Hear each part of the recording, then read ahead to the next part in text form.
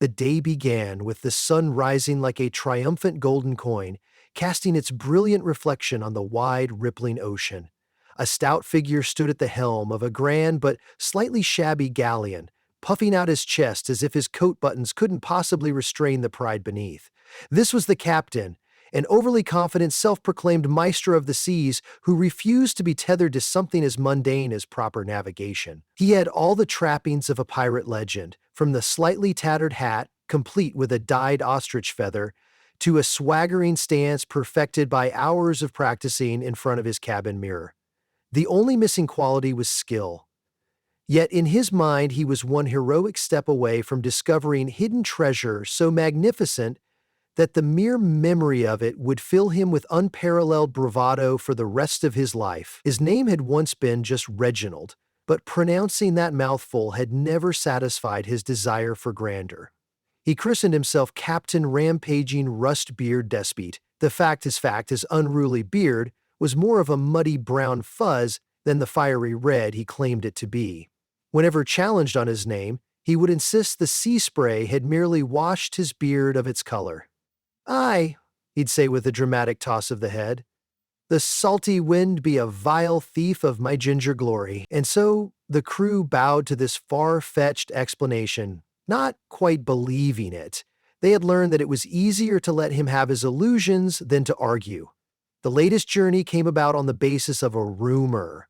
A chest of priceless gemstones buried somewhere in the distant, uncharted territories of the southern seas. The rumor was vague, contradictory, and likely nothing more than barroom gossip, but Captain Rustbeard latched onto it as though it were absolute truth etched on stone tablets.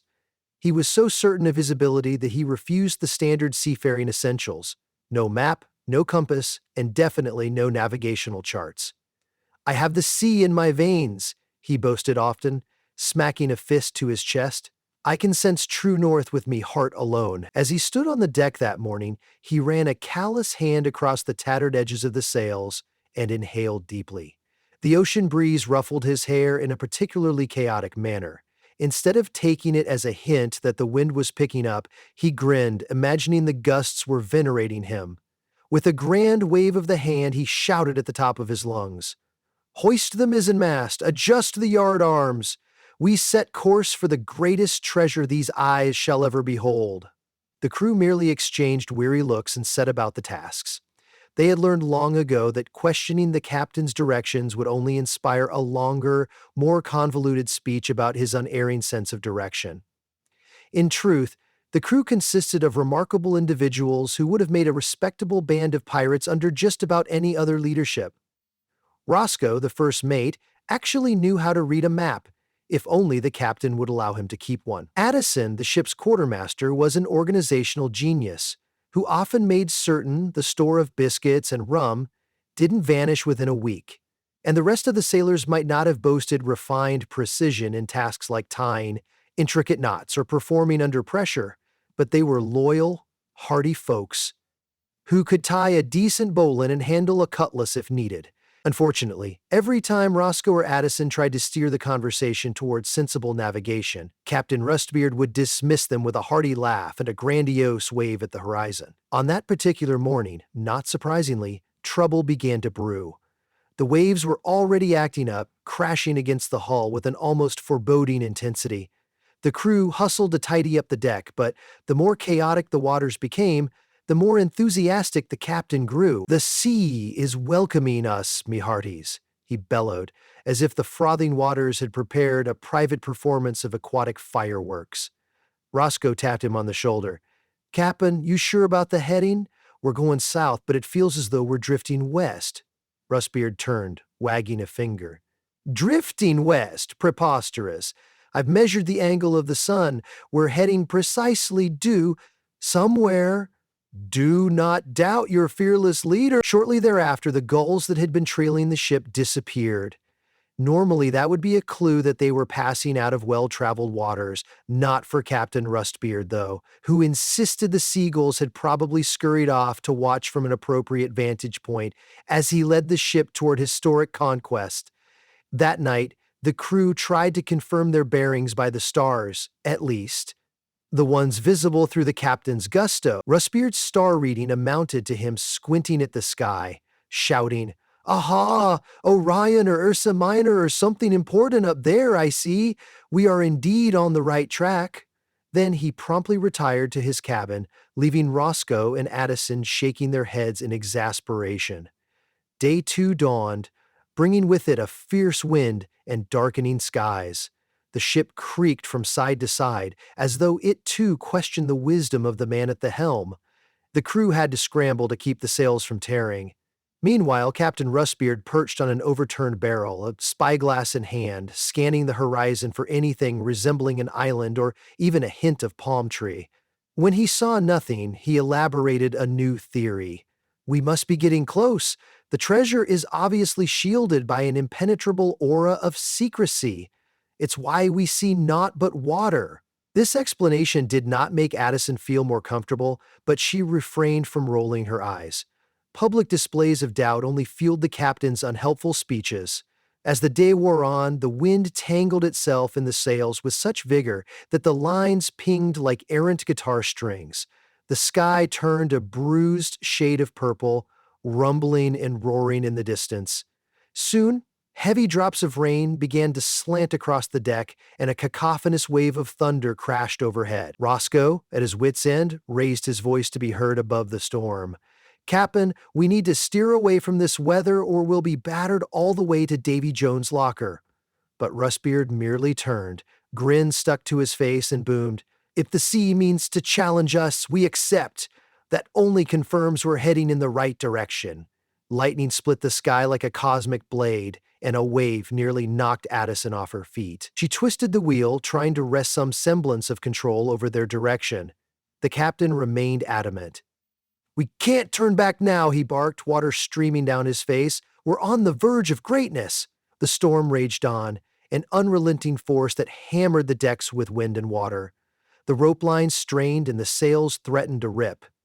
Eventually, with a considerable amount of furious tugging, the crew managed to keep the battered ship afloat. When morning arrived, the storm had vanished, leaving the sea uncharacteristically calm.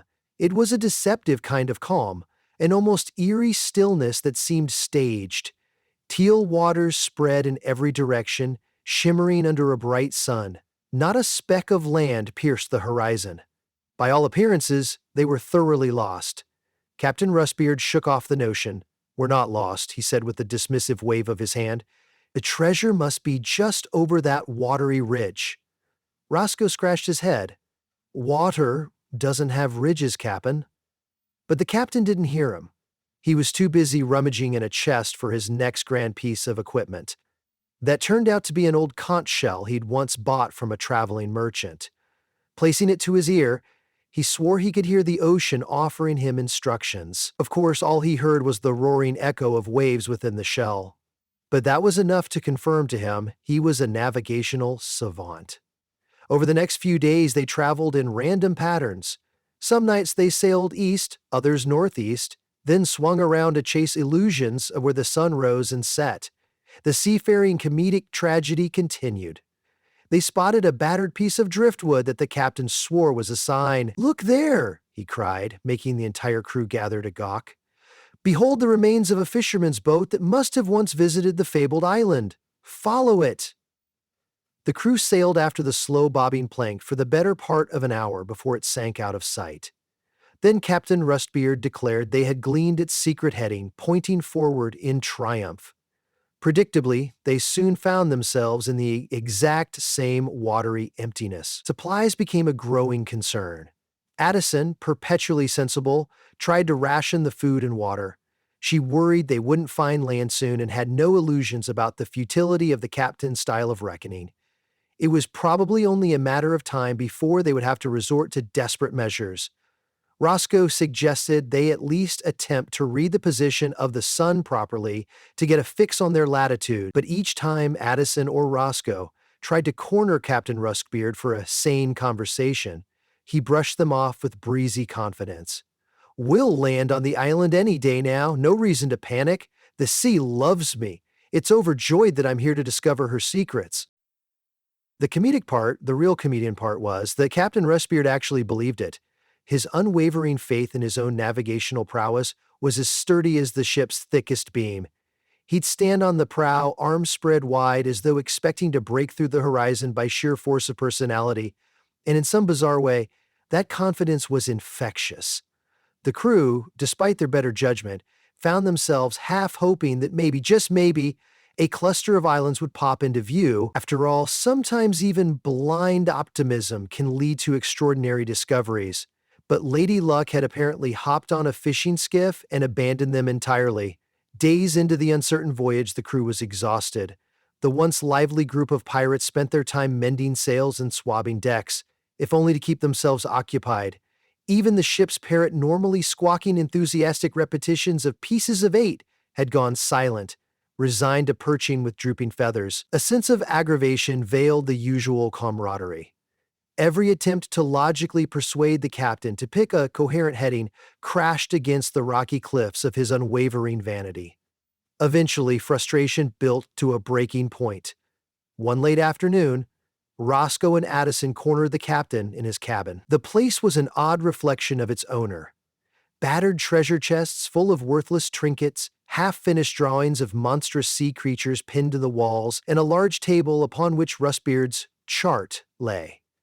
Except the chart was actually a childlike sketch of the ocean, composed of swirling lines and random palm tree doodles that he'd scrawled with colored pencils. Addison's eyes twitched at the sight of it. The captain stood, arms crossed in annoyance, as Roscoe pointed to a borrowed star chart. "We are way off course, Captain," Roscoe said, trying to keep his tone even. "We should be heading back northeast, to at least rejoin known routes. If we don't find a port to resupply soon, we'll be in trouble." Captain Rustbeard snorted dismissively. "Nonsense. Just last night I had a dream about a crescent-shaped isle wrapped in shimmering fog. We'll be there by tomorrow, I'm certain." Addison swallowed her exasperation. "Captain, that was probably the rotten stew we ate. Sauce was suspicious. It causes weird dreams, trust me." But Rustbeard slammed his fist on the table. "Doubters, mark my words. Tomorrow we see that isle. You'll thank me then." Morning arrived without any visible land.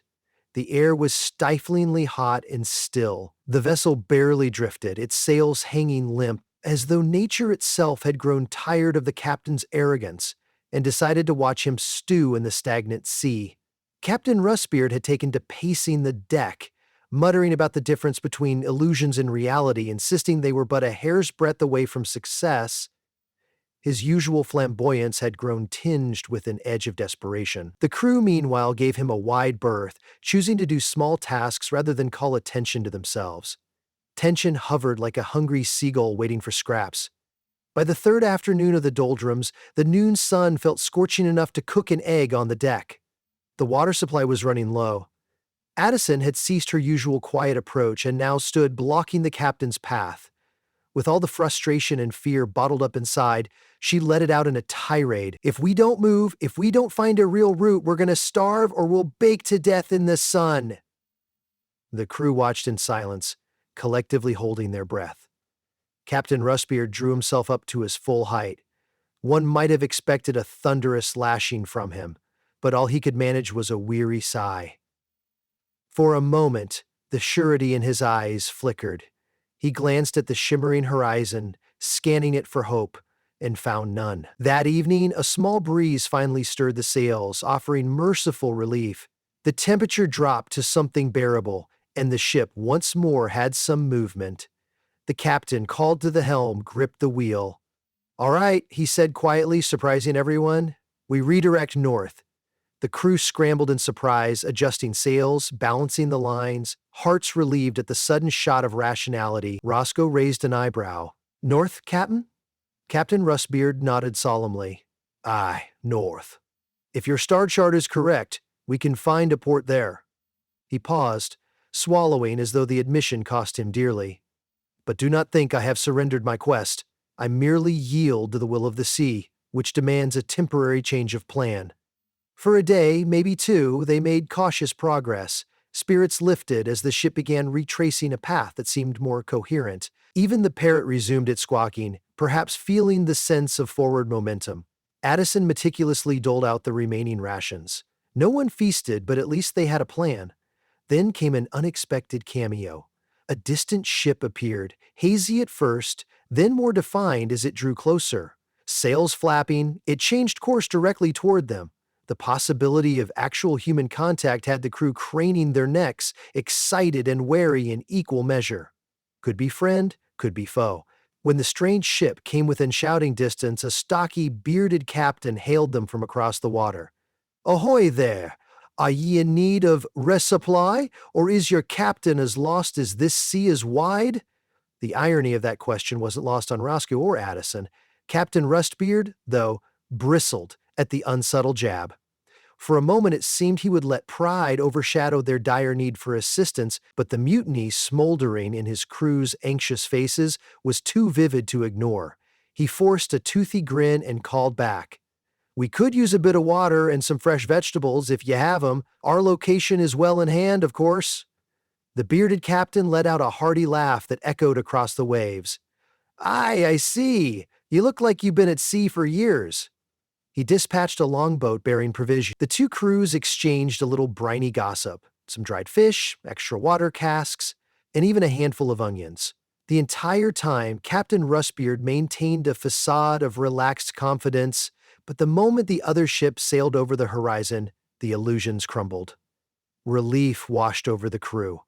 They could now survive a while longer without fear of thirst or scurvy, and although Rustbeard tried to feign that he'd orchestrated it all, no one believed him. Still, renewed supplies did wonders for morale. They continued north, guided largely by Roscoe's surreptitious star observations at night. Captain Rustbeard allowed it, though he avoided explicit endorsement. Strangely, though, the sea refused to let them off easy. A roaring squall manifested overnight, pushing them so violently that they had to shorten sails and lash the helm in place to avoid spinning in circles. Addison worried once again that the water-laden clouds might drive them far off course. The wind shrieked, the sea churned, and the little galleon tossed as though it were no more than a cork in a bathtub. The bell, normally rung on the hour, clanged erratically with every tilt. It might have lasted 8 hours or 8 years.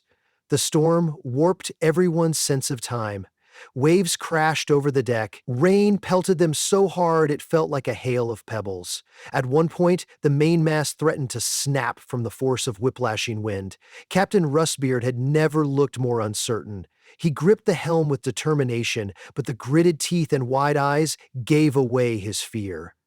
The crew shouted instructions back and forth. Roscoe joined the captain at the helm, adding his stronger arms to the fight, while Addison commandeered the sails. They battled the storm with everything they had. Only at daybreak did the swirling black clouds recede, draining out of the sky with a final groan of thunder. Exhausted and soaked to the bone, the crew slumped to the deck. When they finally picked themselves up enough to glance around, the sky had turned a soft, welcoming blue, clouds huddled far off to the west. It was Addison who spotted it first, a tiny strip of green on the horizon. "Land ho!" she shouted, not even believing her own words. The crew hopped up, scanning with bleary eyes, hearts pounding in excitement. Sure enough, there lay a small island rising from the water like an emerald gem. Everyone erupted in relief and frantic joy. Captain Rustbeard let out a whoop so loud it must have startled any seagull in the vicinity. Eager to redeem himself, he seized the wheel and declared, "As I told ye all along, the sea has guided us to safety." Addison and Roscoe exchanged comical glances but didn't argue. For once, they were perfectly fine letting the captain's overblown claim pass unchallenged. Land was land, and they needed it. As they drew near, the island came into focus. Palm trees swaying gently above fine sand, rocky outcroppings, and a modest lagoon that looked perfect for anchoring. The place wasn't large, but it was paradise compared to the endless ocean. The ship dropped anchor, and a few crew members rowed ashore in the dinghy. They found fresh water in a spring, along with edible fruits that tasted like pure heaven after days of ship's biscuit drudgery. For that reason alone, the crew was prepared to call it the best find in months. Captain Rustbeard, ignited by the possibility of actual treasure, insisted on exploring deeper into the island. He assembled a hodgepodge expedition party, including Addison and Roscoe. They tromped through tropical foliage while the captain insisted on leading every turn, usually in the worst direction. They ended up in dense thickets, coated with burrs and prickers. But after a few comedic missteps, tumbling into muddy puddles, squawking at lurking lizards, and nearly toppling off a short cliff, they discovered a small cave. Leafy vines concealed the entrance. The captain puffed up. "Aha! This must be where the precious gems are hidden." Roscoe and Addison took up torches, rolling their eyes but going along anyway. The group ventured inside. It was dark, damp, and smelled faintly of earth and salt. Bats fluttered overhead, adding a sense of drama. Deeper in, they found an underwater channel, shimmering with reflected light. But no sign of elaborate treasure, just rocky formations and a few scuttling crabs. Undeterred, the captain led them through passage after passage until they came upon a small limestone chamber. The torchlight danced strangely against the walls, and at the back of the chamber, concealed in a nook, sat a battered wooden chest. At this, Captain Rustbeard's eyes bulged so wide that Addison thought they might pop out. They pried open the chest, half expecting worthless seashells, but out poured clusters of small crystals, their facets catching the torchlight. They were not the legendary treasure Rustbeard had claimed they would be, likely quartz or something similar, with only modest value. Still, the sight of genuine sparkle ignited a wave of delight. Captain Rustbeard crowed, brandishing a fistful of crystals. "We have found the treasure," he shouted, voice echoing. "I told ye me navigation was unquestionable." The trek back to the ship was accompanied by much laughter and relief. The chest was not going to make them rich, but it made them happy to have something to show for their absurd journey. Roscoe joked that they could probably barter the crystals for a decent meal in a proper port. Addison teased that the real treasure was the freshwater spring. Captain Rustbeard, unsurprisingly, clung to his illusions of grandeur. By the time they reached the lagoon in his story, the chest had evolved into the greatest treasure ever discovered by mortal man. They spent a few pleasant days on the island, mending sails, cleaning the hull, and gathering fresh supplies for the next leg of the journey. Under Addison's and Roscoe's guidance, they charted a genuine course to a known harbor to sell some crystals and replenish fully. Captain Rustbeard, too proud to admit any fault, remained in high spirits, regaling all who would listen with exaggerated versions of his heroic prowess. Eventually, once all had been taken care of, they raised the anchor and set sail again, leaving that little island behind. On the day they left, golden sunrise glistened over the waves, and the captain gave one last flourish of his gaudy hat. The fresh breeze pressed against the sails, and the ship glided gracefully over the water. No one dared mention that, in the end, it was blind luck and the unstoppable determination of the entire crew that saved them. Captain Rustbeard rattled on about how the sea worshipped him and had tested him, but deep down, even if only faintly, he might have learned a quietly humbling lesson. Possibly. The open ocean soon stretched before them once more, but this time, Roscoe and Addison discreetly kept watch with charts and navigational tools. Captain Rustbeard pretended not to notice as they made subtle corrections to the heading. He had returned to his usual bombast, proclaiming they would uncover new wonders in every port and return with tales more astonishing than the last.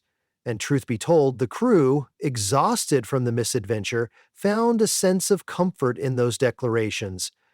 Reality might be chaotic, but the captain was consistently entertaining. And so, with the battered sails properly adjusted, the hold stocked with fresh water, and a chest of sparkling baubles that at least had the decency to shimmer, the crew sailed onward. The horizon lay open, full of uncharted possibilities. Even if he could hardly tell port from starboard on a windy day, Captain Rustbeard's flamboyant optimism propelled them forward. The wind whistled, the sea sighed, and the crew exchanged conspiratorial, amused smiles. If nothing else, they were unlikely to ever be bored. They might be lost again soon, but at least they'd have a good, hearty laugh along the journey.